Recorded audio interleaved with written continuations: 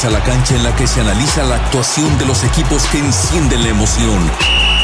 En una ciudad en la que se vive con pasión el fútbol. Texans Radio 94.9 FM presenta Hablemos en la Cancha con Jorge Sabela, Rubén González, Max Alvarado, Itzel Villarreal y Luis Lascurain. Comienza el partido.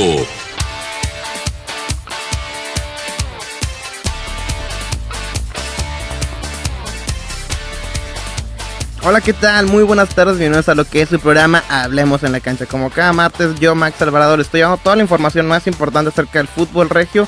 Y el día de hoy estamos en un espacio en el que podemos ser lo que somos y no lo que los demás quieren que seamos. Porque el día de hoy me acompaña el gran escritor, ingeniero civil, con una maestría en transformación pública y negocios, ¿verdad? Innovación empresarial y tecnológica, Yeah. Pero por ahí va la cosa. Lo que pasa es que el otro posgrado fue el que lo hice en EGADE, que está ahí junto con EGAP y todo esto. Exactamente. Pero pues hombre, es lo de menos. Una Lo que sí, disculpa. es muy puesta la camiseta aquí del TEC de Monterrey, porque esta es mi casa y lo fue desde preparatoria hasta el doctorado, y aún como exalumno yo siento que lo sigue siendo. Oh, qué lindo. Entonces, el día de hoy nos acompaña el gran Fernando Suárez Serna, el bandido de diamante. ¿Qué tal, Fer? ¿Cómo estás, hermano? Todo muy bien, muy contento de estar aquí. Me voy a intentar expresar lo mejor que pueda. Estoy un poco mal acostumbrado ahí por los medios digitales donde me desarrollo, pero haremos lo mejor posible para portarnos bien y dar el contenido que nos compete hoy, que es deportivo. Exactamente, el día de hoy estaremos hablando un poquito de cerca del fútbol, pero específicamente hacia tu lado, porque de este lado de la cancha siempre tendemos a hablar un poquito más de Rayados, pero el día de hoy quiero hablar Nadie es perfecto, no te preocupes. Nada, saludos a los amigos rayados que nos escuchan. No se peleen por fútbol, ni entre ellos se pelean. Exactamente, de hecho sí, ¿eh? Y quiero hablar un poquito contigo, Fer, porque conociendo un poquito de conversaciones, un poquito acerca de todo lo que haces y también de fútbol sin balón, yo era un gran aficionado de este podcast. Y quiero empezar este programa principalmente con tu visión acerca de estos nuevos Tigres de Guido Pizarro. ¿Los has seguido? ¿Qué te ha parecido? Sí, a mí me ha encantado esta transición.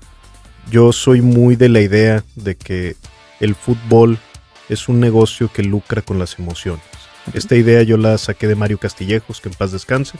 A él lo conocí brevemente por el paso que yo tuve en el documental de los Rayados, y luego estuve en el de Tigres, ya platicaremos quizá de esto, pero para mí Mario fue una figura que vi con muchísima admiración, en muchos sentidos, pero una de estas frases que nos deja es esta: el fútbol es un negocio que lucra con las emociones.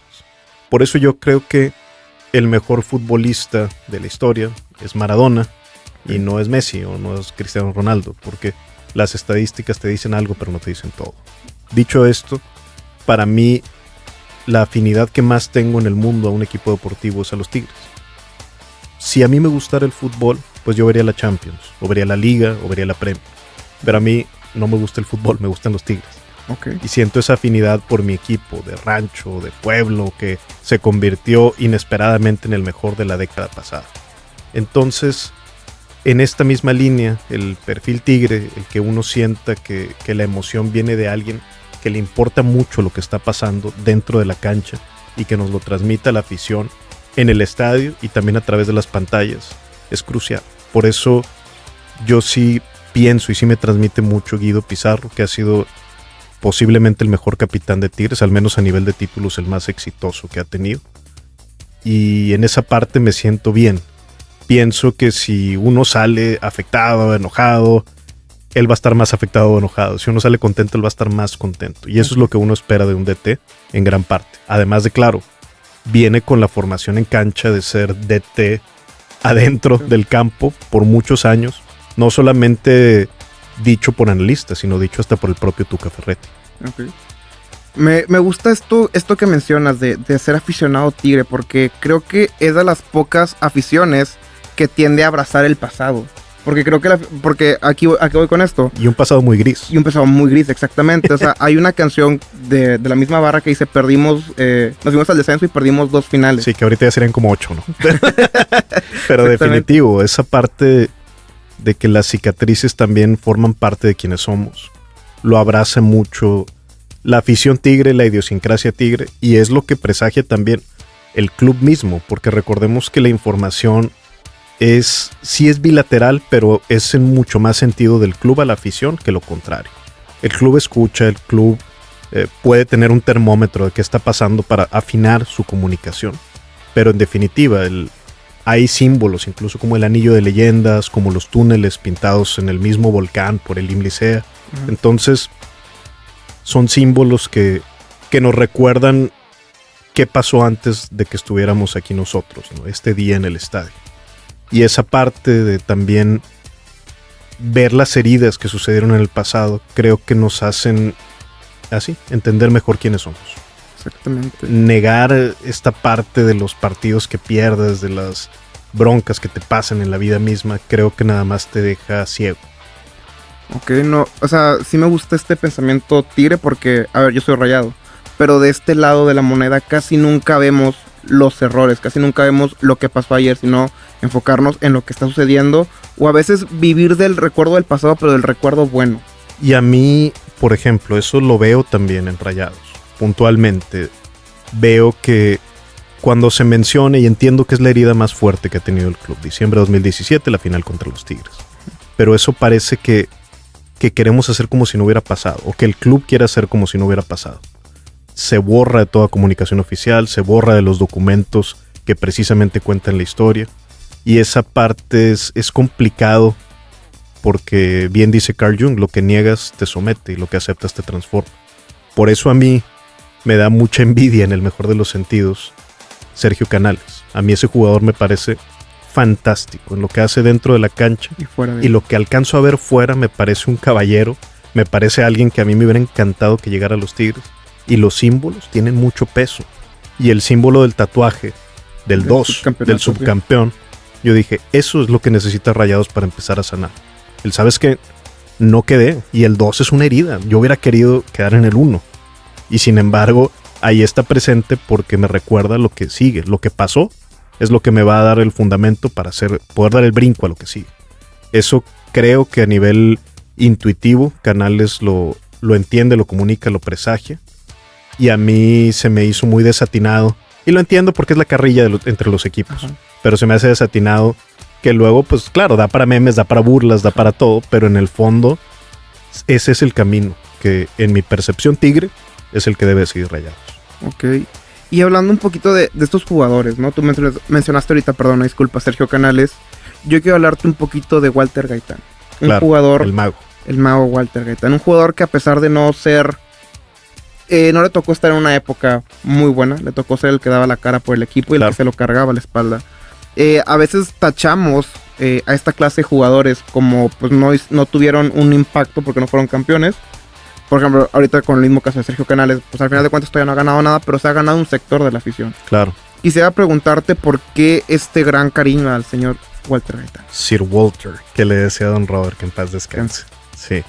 A mí Gaitán fue el primer jugador que a mí me tocó ver, y esto creo que pasa a través del tiempo, lo he visto en personas de todas las edades, a lo mejor lo compartes conmigo, pero que el jugador o la camada de jugadores que vimos en nuestra preadolescencia, los 13, 14, 15 años, son los que recordamos con mucha ilusión, con mucho cariño, donde se realmente forja esta parte de aficionado.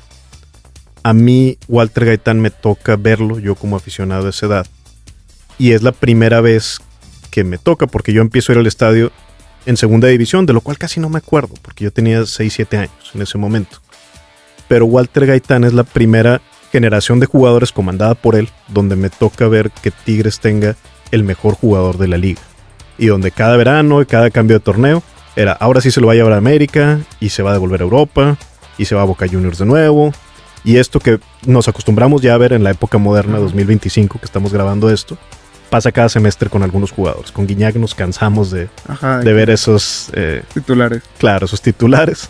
Y con Gaitán fue la primera vez que a mí me tocó verlos. Creo que esa parte de ilusionarte, esa primera vez que te enamoras, aunque no sea, entre comillas, con la que te vas a terminar casando a lo mejor, pero esa primera vez que sientes que es posible quedar campeón, Tigres venía con una narrativa de no han quedado campeones en casi 30 años. Uh-huh. Y entonces parecían los fantasmas, parecía imposible, ¿no? Uno dudaba de decir, bueno, si pasaron 30, pueden pasar 30 más.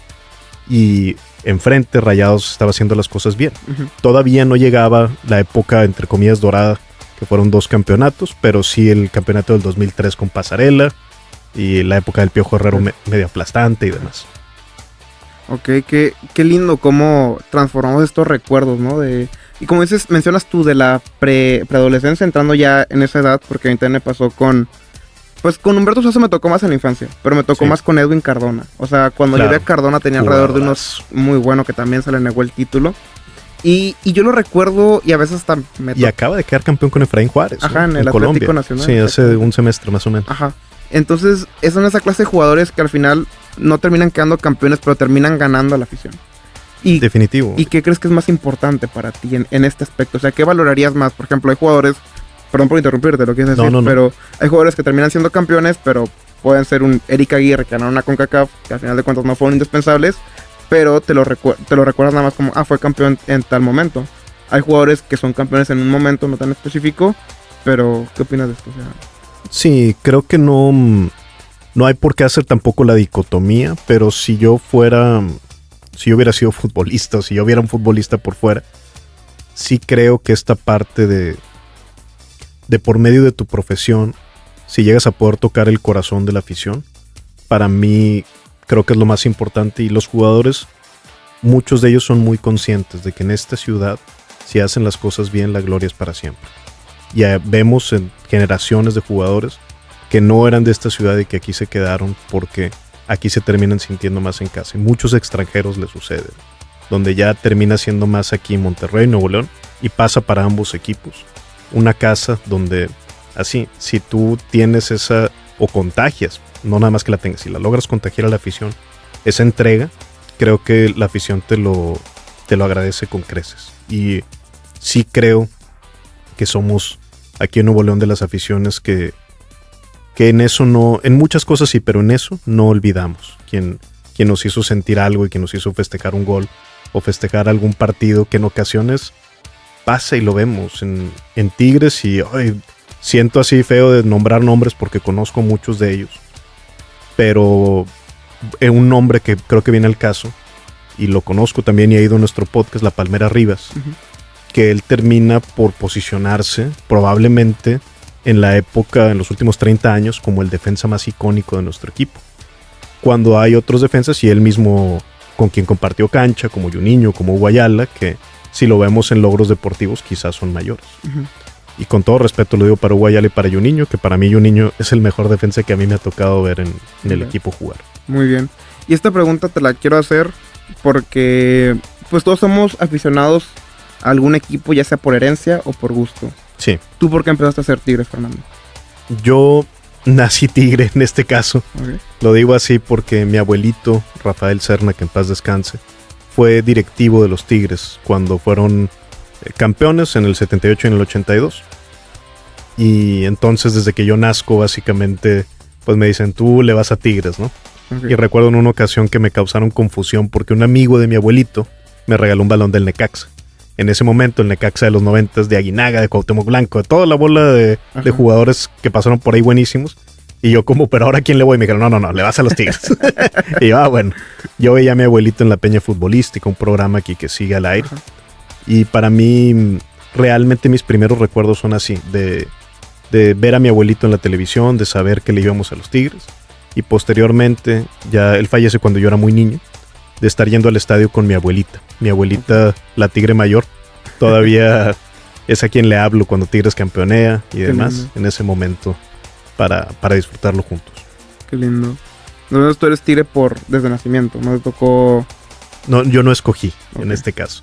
¿Y cómo viviste el tema del descenso, Fer? No tenía conciencia. Para mí era, entre comillas, y lo digo con la inocencia que tenía de niño, era, ellos juegan en otra liga, pero pues los vamos a ver al estadio y quedan 6-0, 5-0, entonces está bien padre. Y sí recuerdo, sobre todo, al delantero de esa época, Nilson Esidio, el brasileño. Yo sé que ahí estaba Siboldi, yo sé que ahí estaba la Coca Mendoza, pero no, de Siboldi sí me acuerdo muy bien, la verdad. Pero hay algunos jugadores que pues se te pierden en el recuerdo y se difuminan. Pero sobre todo, esa época para mí la recuerdo así, como algo entre comillas alegre, porque íbamos, ganaban, comíamos semillitas, hacía un chorro de calor y me compraban una Coca-Cola con hielo hasta arriba para poder sanar un poco este calor del estadio, ¿no? Muy bien. Ahorita hablabas de Siboldi. Quiero preguntarte, ¿cómo viviste este regreso de Siboldi al Club Tigres? Saca a Tigres campeón. Sí. Con más... Y luego los lleva a otra final. Y otra final, exactamente. Y los saca campeones con más corazón que con fútbol. Claro. ¿Qué opinas tú de este regreso de Siboldi? ¿Y qué opinas de las formas en las que termina siendo cesado de la institución? No, pues Siboldi, para mí la llegada fue maravillosa. Porque recordemos, ese torneo fue totalmente irregular. Empieza Diego Coca, se va a la selección. La directiva creo que hace bien en decirle hasta aquí llegas y no vas a estar haciendo los dos trabajos al mismo tiempo, que era lo que él proponía. Meten al Chima Ruiz. El Chima Ruiz a mí me pareció una muy buena decisión, en la misma línea de Siboldi y en la misma línea de Guido Pizarro, que son personas que están con arraigo al club. Entonces el Chima desgraciadamente no termina por afianzarse. Llega la decisión de Siboldi y recordemos, Siboldi tenía 3 juegos pendientes de liga. Básicamente fue un, entre comillas, salvavidas, entre comillas, llanta de refacción para decir, bueno, termina dignamente el torneo y ya rearmamos tu equipo y todo. Y termina colándose al repechaje. En el repechaje, básicamente los Tigres estaban muertos contra Puebla. Viene un penal que se tardan como 6 minutos en cobrar. Correcto. Y Diego de Buen termina, que era el mejor cobrador de ese torneo de liga de penales, termina fallando el penal. Luego van a Toluca. En Toluca hacen un partidazo. Hacen un partidazo primero aquí. Uh-huh. Y allá lo que termina pasando pues es que le dan la vuelta a Toluca, 3-0 arriba, y de repente cae el gol de Córdoba. Uh-huh. Y ahí a todos, creo que la afición, pues Córdoba se enrachó totalmente, ha hecho una de las mejores liguillas que yo pueda recordar, al menos, de lo que me ha tocado ver de fútbol, donde fue crucial casi en cada etapa, ¿no? Viene el partido de Rayados, famosísimo, claro, lo que termina sucediendo, porque tenían récord de puntos, fue el último partido de Víctor Manuel Vucetich, quien, dicho sea de paso, era el técnico que descendió a los Tigres. Uh-huh. Y él, que cuando descendieron los Tigres se fue del equipo, ahí perdió su trabajo con el que sí se quedó en el equipo de Tigres, que fue Siboldi, que estaba en la banca de enfrente. Mete ese gol Córdoba, se cae el estadio, básicamente, y se cae mucha de la planeación que tenía Rayados, y terminan por pasar contra Chivas, y otra vez parecía que Tigres se le venía la noche 2-0 abajo al medio tiempo en Guadalajara.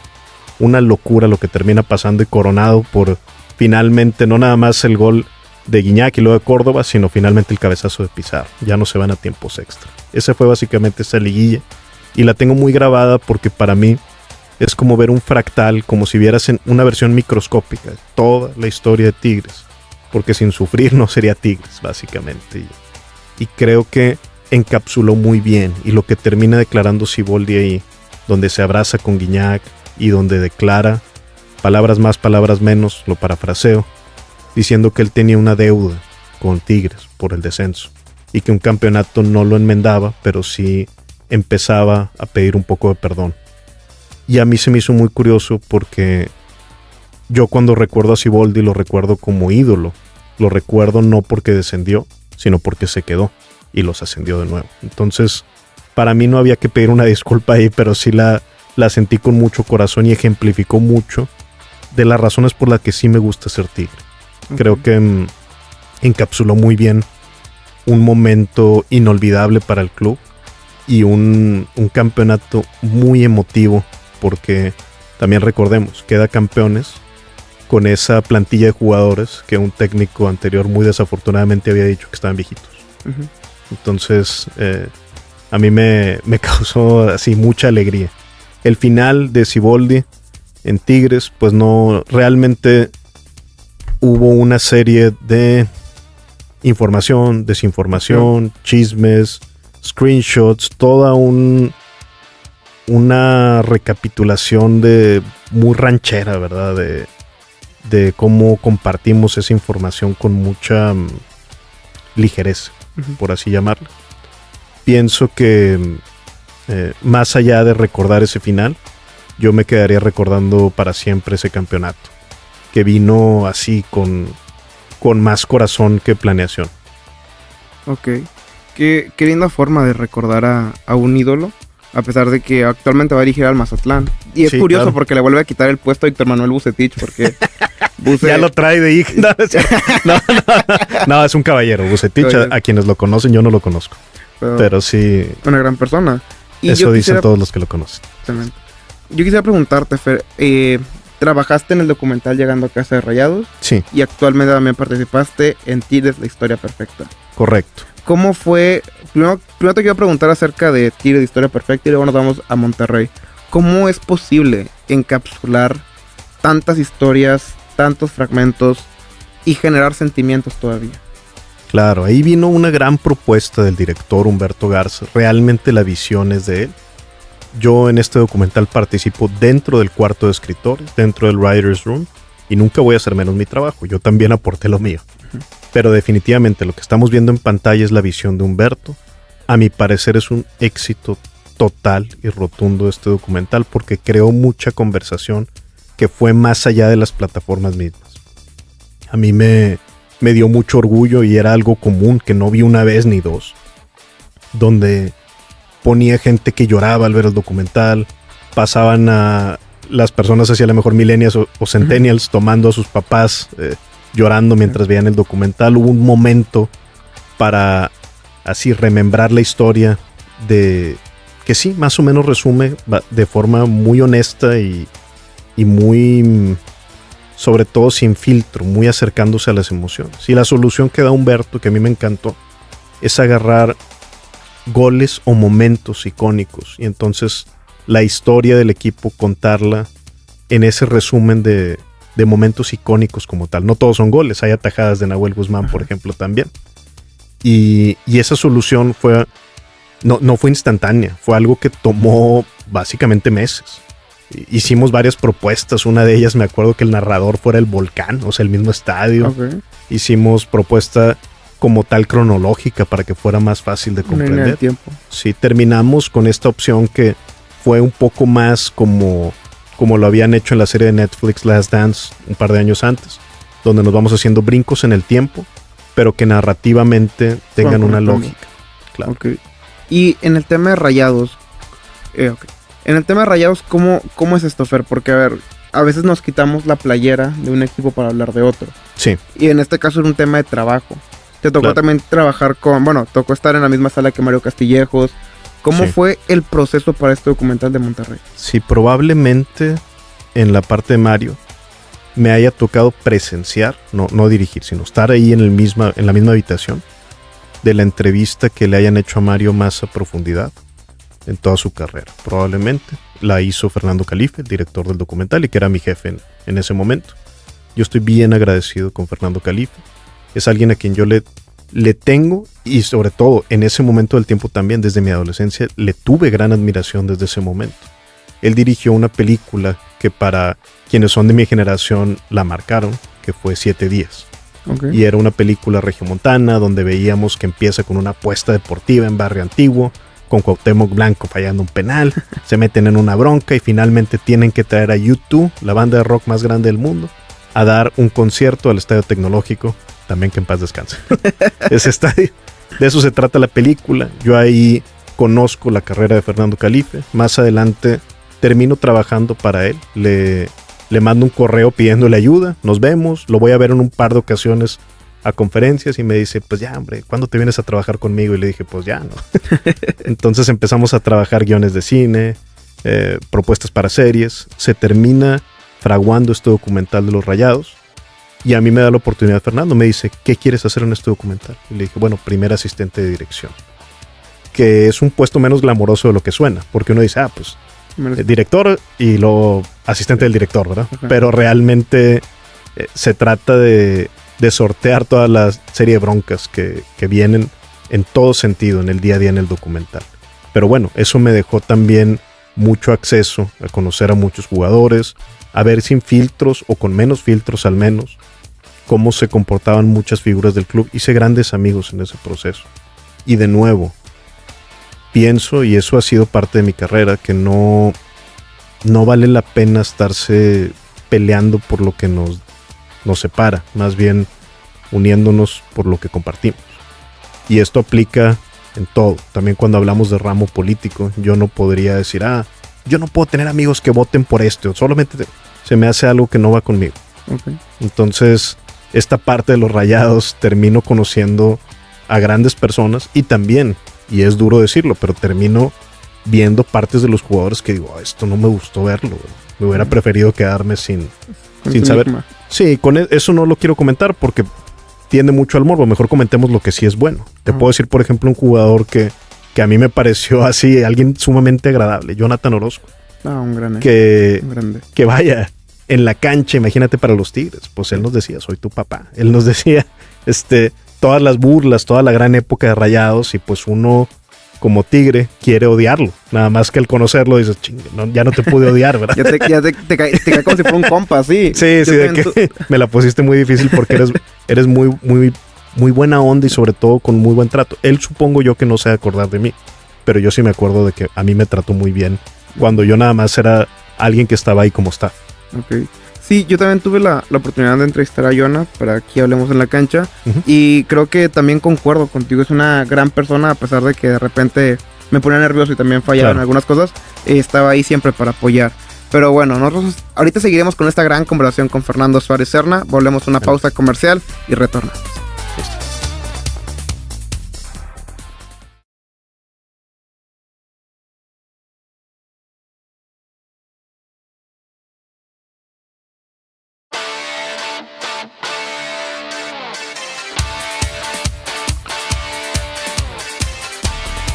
Y volvemos aquí a lo que es su programa Hablemos en la Cancha. Entonces seguimos con el gran Fernando Suárez Serna, el bandido diamante. Y como en el fútbol, también tenemos un segundo tiempo. Y esta parte vamos a hablar un poquito acerca más de ti, Fer. Vamos a hablar un poquito de quién es Fernando Suárez Serna, quién es bandido diamante. Y vamos a hablar un poquito de todo esto. Y quiero empezar esta pregunta con quién es bandido diamante. No, hombre, me la pusiste bien difícil. No me gusta esa pregunta, fíjate, porque es como un poco complicado hablar de uno mismo. Casi en tercera persona, ¿no? Lo que digo a veces entre broma, digo, pues Bandido es alguien que según él tiene el mejor podcast con invitados de México, ¿no? Que ya ni siquiera es nuestro eslogan, pero realmente lo que hago es intentar pasarla bien en un espacio con mis amigos y sobre todo, y me refiero porque los programas que hacemos, el tipo de comedia que hacemos y espero que las películas que vengan en el futuro, siempre viene así en un espacio compartido entre amigos. Realmente lo que tengo no es como tal un producto, pero sí es ser fiel al mensaje que llevo o que en ese momento creo que tengo que dar. En eso más o menos resumiría. Ok.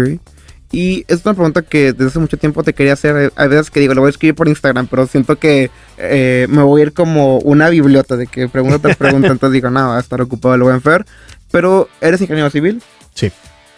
¿Cómo fue tu proceso?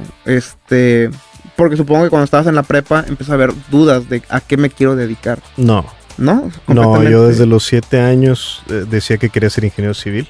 Okay. Porque mi abuelito Rafael Serna, que lo mencioné hace rato en el bloque anterior, él era ingeniero civil. Y cuando él fallece, pues viene esta pregunta muy inocente desde niño, pero siempre que se va alguien que quieres es bien difícil entenderlo. Sí. Y cuando eres niño, pues menos lo entiendes. Ajá. Y yo veía que todo el mundo estaba muy triste en mi casa cuando mi abuelito ya no estaba. Y a mí me parecía extraño, porque yo decía, pues es que si me dicen que se fue al cielo, porque están tristes, si él está en el cielo. Ajá.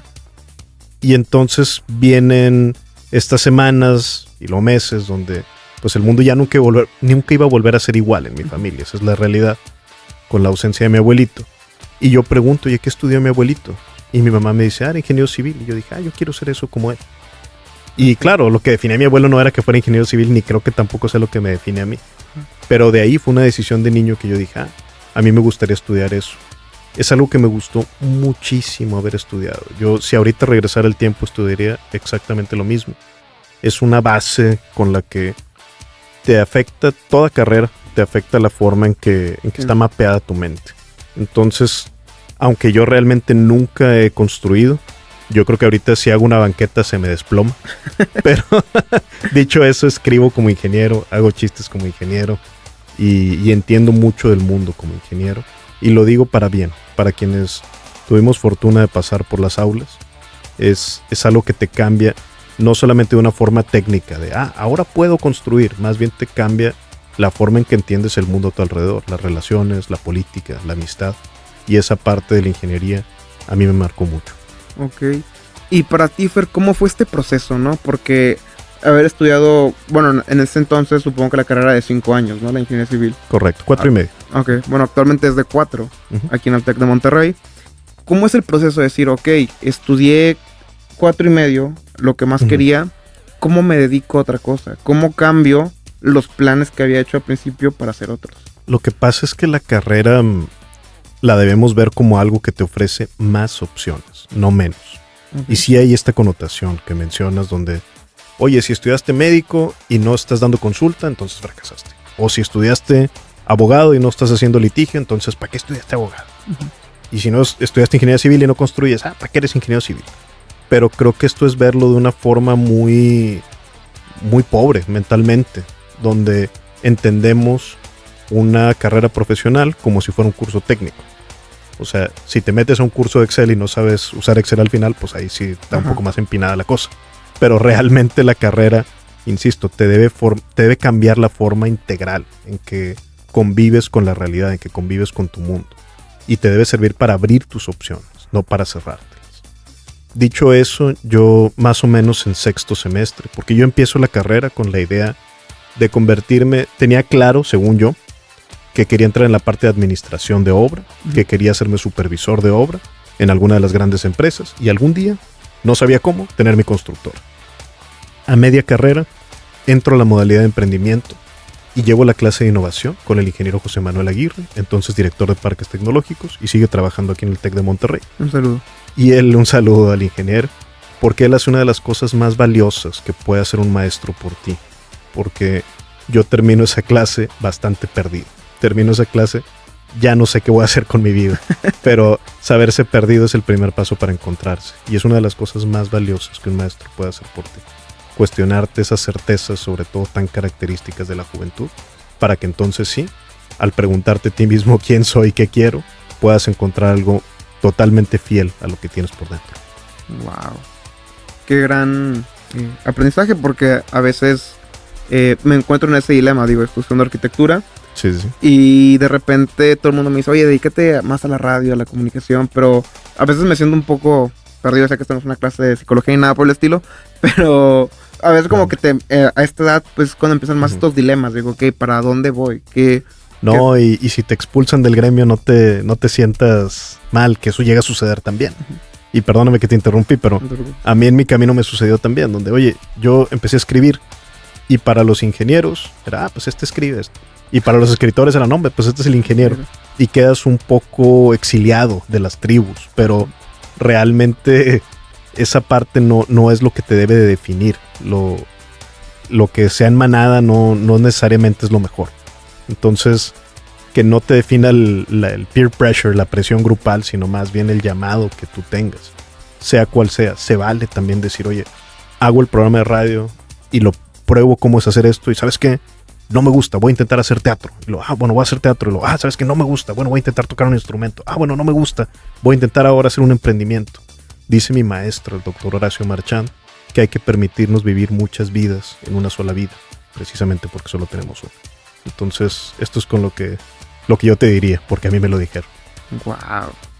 Top mejores programas que hemos tenido aquí en Texan Radio, la verdad, ¿eh? Una gran clase y de factos, diría yo, lo que hoy se aventó el gran Bandido Diamante. Y volviendo un poquito a tu escritura, Fer, varios bestsellers de Amazon. Empezaste primero, tengo entendido, como un ghostwriter. Correcto. Y el tema del ghostwriter, ¿empezaste también por esto del gremio, de que no se vayan a dar cuenta que soy yo? No. ¿O por qué empezaste como un ghostwriter? No, fue una... Y fíjate, ahora tenía esa idea, dije, ya no voy a decir que soy ghostwriter, ahora voy a decir que soy bandit writer. Porque a veces hago un poco eso más cuando escribo en equipo, pero ya no de forma, ya no con un seudónimo. Lo que empieza pasando es que encuentro, y desgraciadamente eso sí tuve algo de razón, por desgracia, pero que en idioma inglés iba a encontrar más fácil una audiencia que en idioma español. Mi estimación, que insisto, desgraciadamente fue atinada, al menos en el 2015 que sucedió esto, fue decir, si yo escribo mi libro en inglés, la gente lo va a leer, porque un buen libro en inglés puede encontrar su audiencia de forma orgánica, siendo bueno. Y en español no, en español, quienes somos hispanohablantes, toda Latinoamérica y también España, tendemos a leer menos, tendemos a leer lo que nos recomiendan, pero no algo simplemente por descubrir. No es que los americanos lean más, sino que el inglés es más universal. Agarra a todos los países prácticamente del mundo. Entonces, hago un libro primero en inglés, sí, con mi nombre. Le puse Fernando Suárez Serna y Andrés Salazar Ruiz Velasco, mi mejor amigo que cohizo conmigo el libro. No digo coescribió porque yo lo escribí todo, pero él diseñó todo y lo planeamos juntos, entonces lo co-creamos, eso sí lo diría. Y después de ahí vino 2 o 3 libros que dije, mira, esto lo voy a escribir rápido, de temas específicos, y le voy a poner un nombre tipo anglosajón, ¿no? Para ver. Y pues bueno, mi papá ya no me pasó ese apellido, pero tiene apellido anglosajón, vienen de Escocia. Dije, bueno, agarro por ahí un apellido que ya no me tocó a mí, y agarro otro nombre de por acá. Y saqué unos libros de horror y salieron muy bien, y saqué otros de viajar y salieron bastante bien. Y luego algunos más, uno más puntualmente nada más.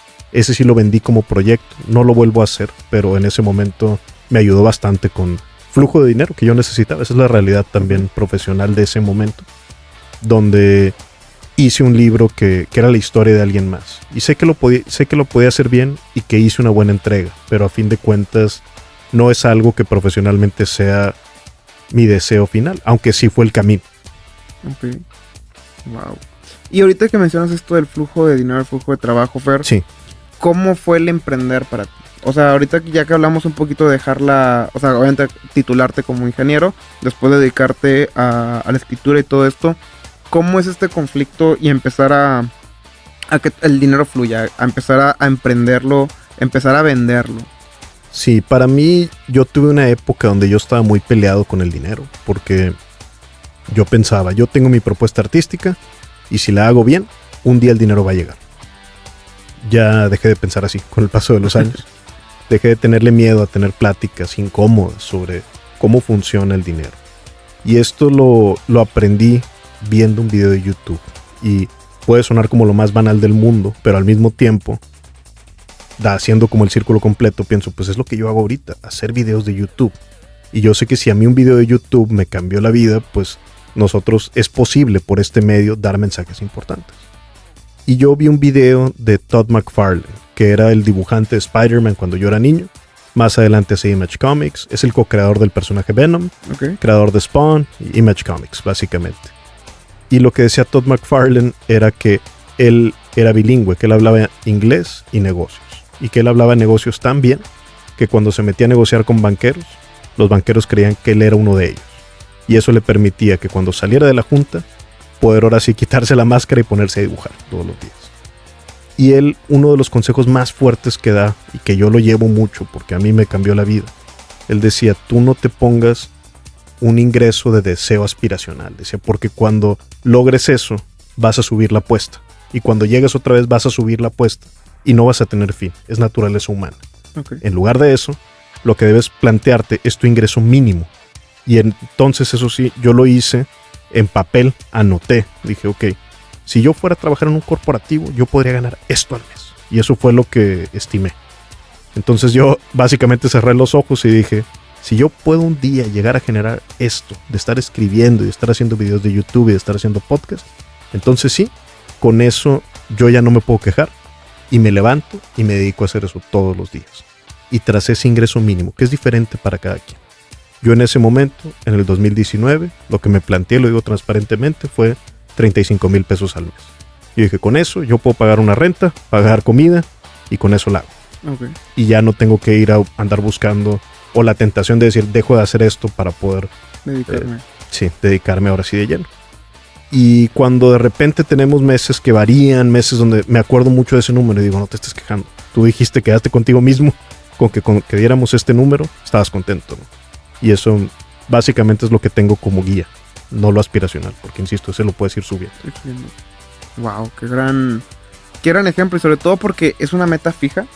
Sí. Y empiezas aquí a hacer los números de, ok, esa es aquí siempre me choca que me la pongan, pero la llamada metodología SMART.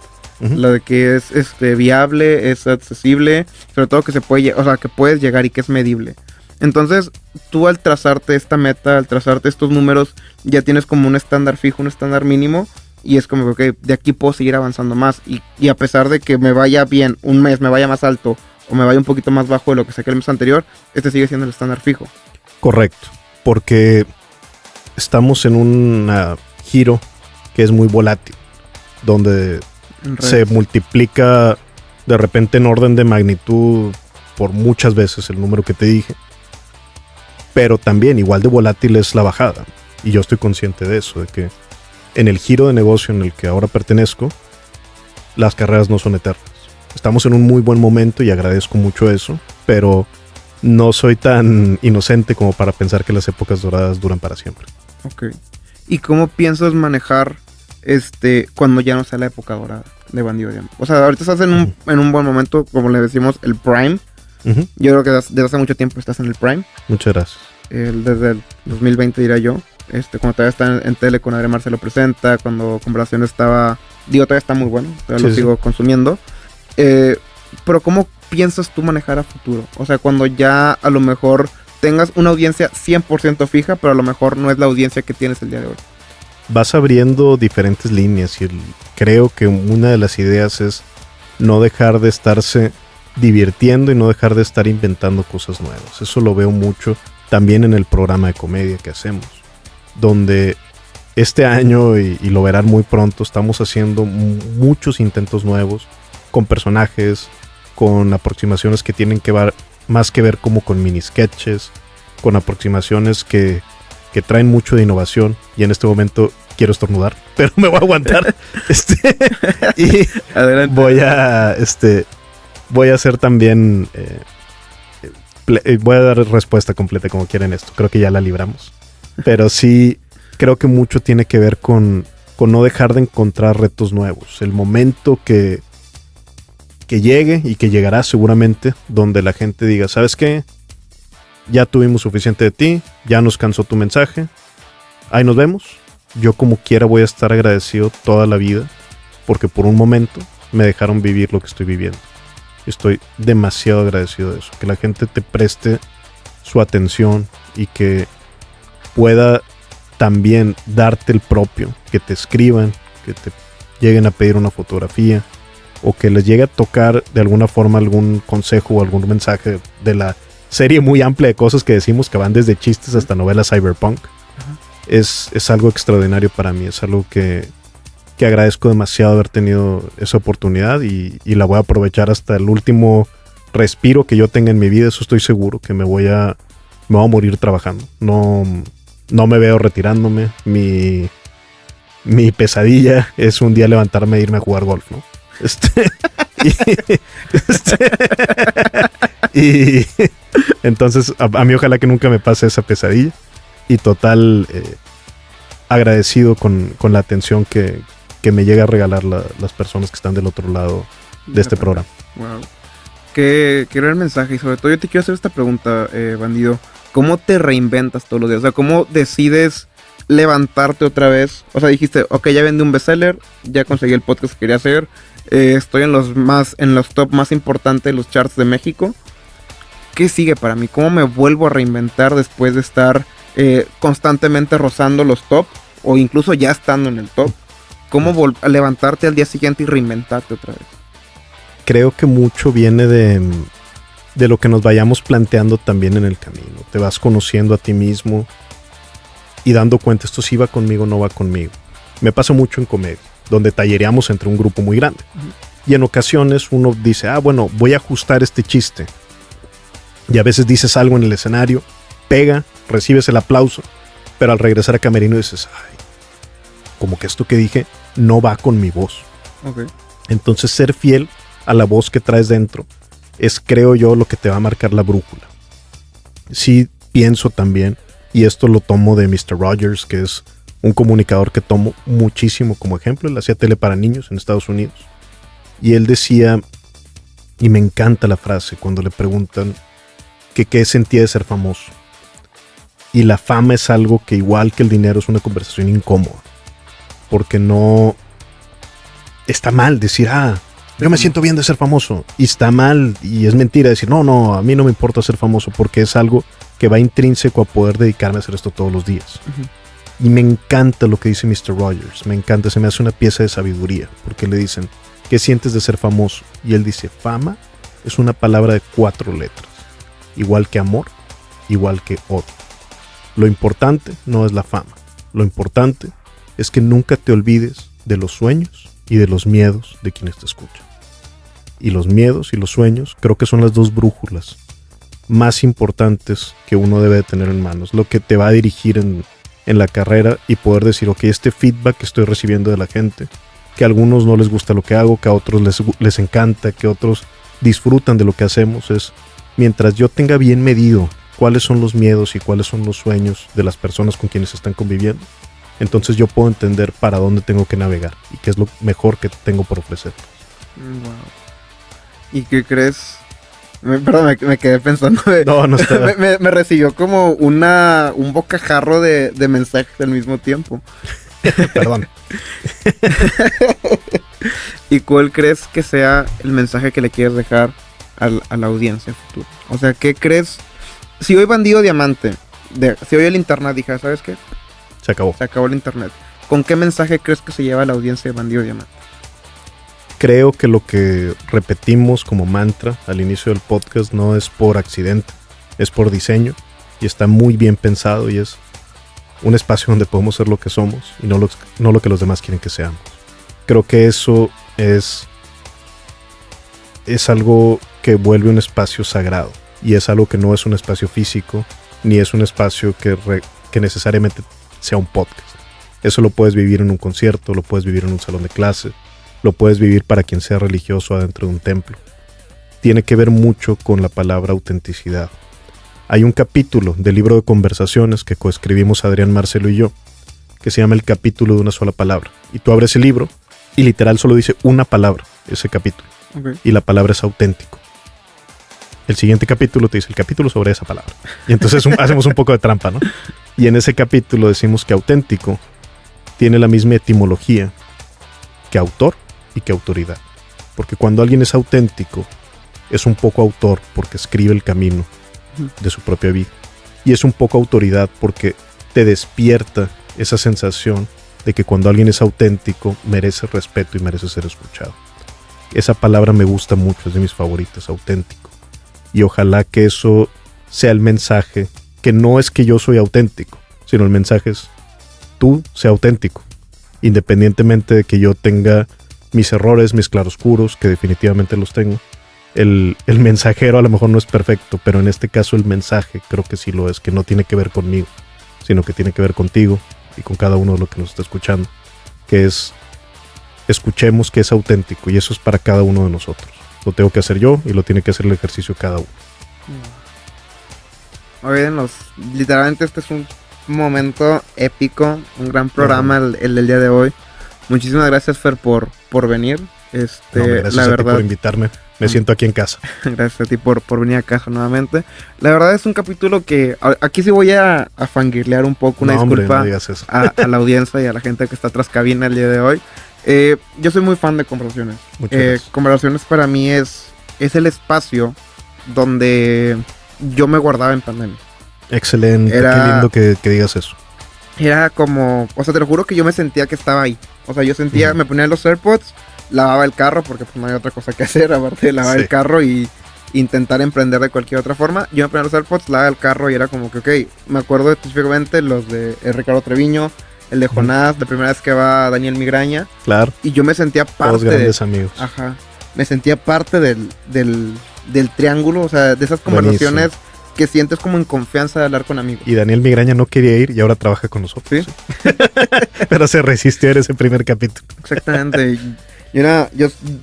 Sigo siendo muy fan de Conversaciones. Gracias. Muchas gracias por ser el espacio donde no solo ustedes, sino toda la audiencia. Y eso te lo digo, y eso te lo digo como oyente, porque gracias. También para mí es un espacio donde yo puedo ser lo que soy. Porque a veces te identificas no solo con ustedes, sino con el invitado. Entonces dices, vas sacando como pedacitos de cada conversación y que te vas guardando para ti. Y eso para mí es un podcast súper valioso porque ahorita hay demasiados espacios en internet y no todos son así como conversación. Muchas gracias. Y para mí es un gran podcast. A la gente que nos está escuchando el día de hoy, que no tiene la oportunidad de escuchar conversaciones, háganlo ya. O sea, se acaba este capítulo, vayan a ver Conversaciones en el canal de Conversaciones. ¿Conversaciones? Así, tal cual. Conversaciones. Y hay demasiado para gente que le gusta el fútbol, gente que le gusta la política, gente que le gusta los negocios y más cosas. Es un gran espacio. La verdad se lo recomiendo muchísimo. Y pues bueno, estamos tristemente llegando al final de este capítulo. Me encantaría. Hay que pitar el partido. Hay que pitar el partido, ya agregaron, es el 90+5. Estamos tratando de hacer el mayor tiempo posible. Esas que tocas la pelota hasta atrás para que todavía no lo piten. Buenísimo, muchas gracias. Muchas gracias a ti, Fer, por aceptar la invitación. Tenía de que 30,000 preguntas aquí, no terminé usando ninguna. Mira, eso significa que es bueno, porque no cayó la conversación. Exactamente. Es una buena señal. La bola no cayó, la bola seguía en el medio campo. Muchísimas gracias, Fer, por estar aquí. Ya sé que te lo agradecí muchas veces. Te lo voy a agradecer ahorita también detrás de micrófonos. Y gracias a ti y a la audiencia por prestarnos su atención. Exactamente. Y pues bueno, nosotros ya nos tenemos que despedir. Antes de que te vayas, Fer, tus redes sociales. Mis redes sociales me encuentran como Bandido Diamante en todos lados. Y donde no, pues nomás con que le busquen tantillo, ahí sale. Ok. Y pues bueno, las mías me pueden encontrar en TikTok como Odayar949 y en Instagram como MatsALV. Y pues bueno, un saludo a mis papás que siempre están al pendiente de Hablemos en la Cancha, la audiencia que nos está escuchando en sus carros o en YouTube, y que sus vidas sigan siendo un golazo. Muchísimas gracias y nos vemos hasta la próxima. Adiós.